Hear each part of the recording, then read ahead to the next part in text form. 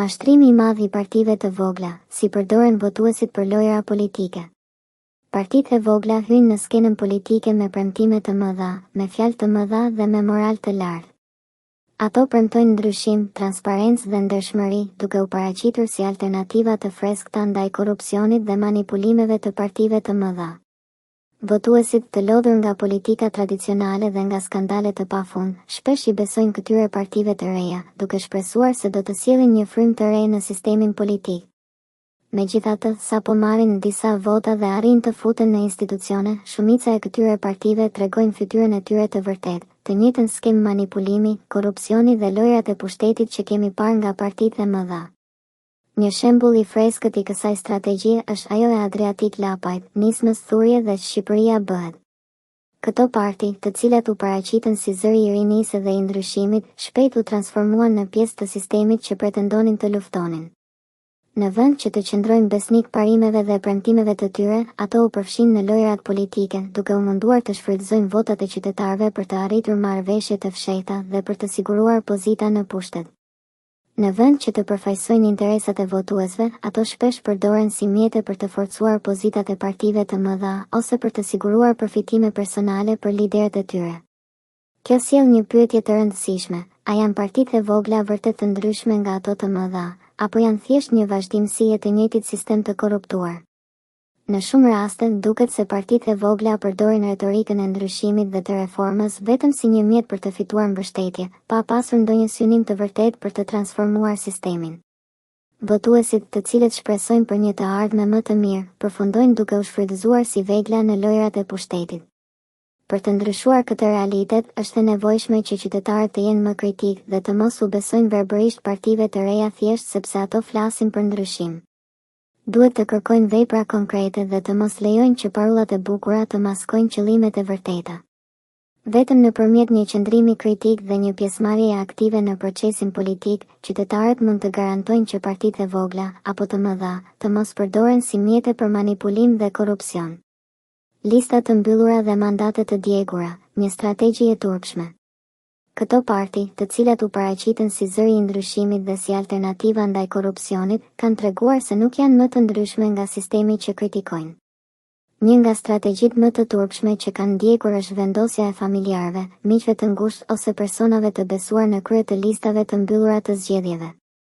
Kjo është bërë me qëllim të qartë. Pasi të fitojnë mandatet ose të marrin disa vota, këta persona dorëhiqen në mënyrë të planifikuar, duke lënë vendin për të tjerë që nuk kanë qenë zgjedhur drejt për drejt nga votuesit. Kjo praktikë, e njohur si djegja e mandateve, është një manipulim I hapur I sistemit demokratik dhe një tallje me vullnetin e qytetarëve. Çfarë do të thotë kjo për qytetarët? Para së gjithash, do të thotë se parat e taksapaguesve, të cilat duhet të përdoren për mirëqenien e përbashkët dhe për përfaqësimin e vërtetë të interesave të popullit, shkojnë për të financuar lojra politike dhe strategji të fshehta. Çdo mandat që digjet përfaqëson një shpërndarje të pasurisë publike për qëllime personale ose partijak, duke e kthyer procesin demokratik në një mjet për të forcuar pozitat e disa njerëzve të privilegjuar. Ata që na kërkuan votën me fjalë të mëdha, me premtime për transparencë, ndryshim dhe respekt ndaj qytetarëve, po tregojnë se nuk kanë asnjë respekt për votuesit dhe për paratë e tyre. Në vend që të përfaqësojnë interesat e atyre që I votuan, ata përdorin mandatet si monedha këmbimi për të siguruar përfitime personale ose për të forcuar pozitat e tyre në hierarkinë e partisë. Kjo nuk është thjesht një shkelje e besimit të qytetarëve, por edhe një sulm I drejt për drejt ndaj parimeve themelore të demokracisë. Kjo praktikë tregon një gjë të qartë: shumë nga partitë e vogla, të cilat u paraqiten si zgjidhje ndaj korrupsionit dhe të keq administrimit, janë thjesht një vazhdimsi e të njëjtit sistem të korruptuar. Ata nuk synojnë të ndryshojnë sistemin, por vetëm të përfitojnë nga ai. Për të ndaluar këto lojra politike, është e nevojshme që qytetarët të jenë më të vetëdijshëm dhe të kërkojnë llogari nga ata që I përfaqësojnë. Vetëm nëpërmjet një qëndrimi kritik dhe një pjesëmarrjeje aktive në procesin politik mund të garantojmë që mandatet të mos digjen, por të përdoren për të përfaqësuar vërtet interesat e popullit. Mashtrimi I votuesve dhe hipokrizia politike. Nëse partitë e vjetra janë kritikuar gjatë gjithë këtyre viteve për korrupsion, arrogancë dhe mbyllje ndaj nevojave të qytetarëve, këto parti të reja po tregojnë se nuk janë as pak të ndryshme. Ato janë thjesht miniatura të së njëjtës mendësi të korruptuar dhe të njëjtit mentalitet që ka mbajtur sistemin peng për dekada. Ata që na premtuan ndryshim, transparencë dhe ndershmëri, po sillen pikërisht si politikanët e vjetër që kritikojnë. Në vend që të sjellin një frymë të re, ata përdorin sistemin në të njëjtën mënyrë manipulative, duke e shndërruar politikën në një mjet për përfitime personale dhe për forcim të pushtetit. Si mund të na kërkojnë votën me premtime për drejtësi, transparencë dhe përfaqësim të mirë, kur në të njëjtën kohë po vjedhin taksat tona për të bërë pazare politike? Kjo nuk është thjesht hipokrizi, por një mashtrim i hapur i besimit të qytetarëve.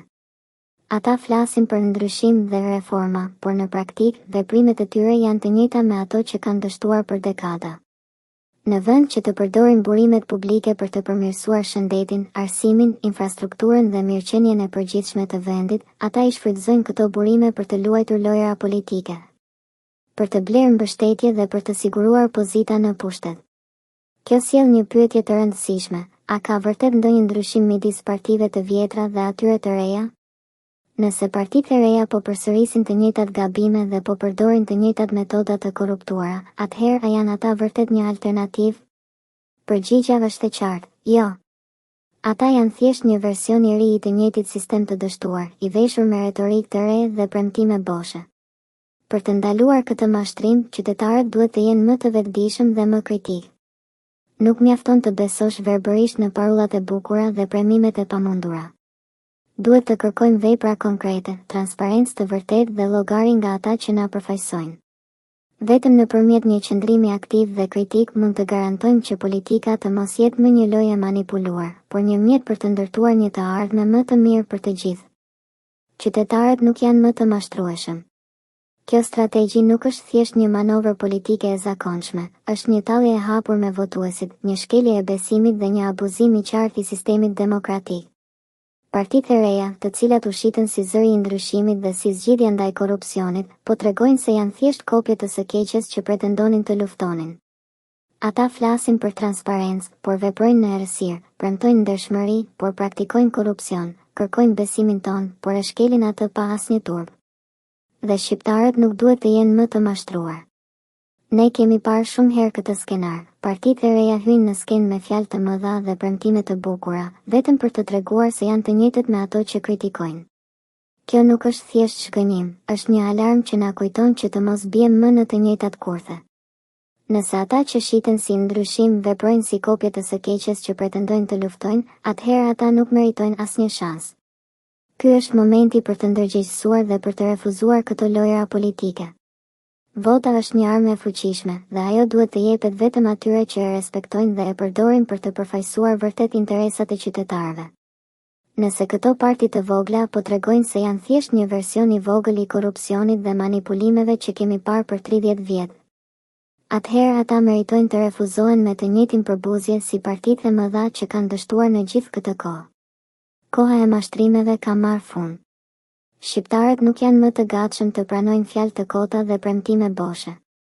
Ne kemi fuqinë për të ndryshuar rrjedhën e historisë, por vetëm nëse mbetemi vigjilent dhe të vendosur të mos tolerojmë më korrupsionin dhe hipokrizinë.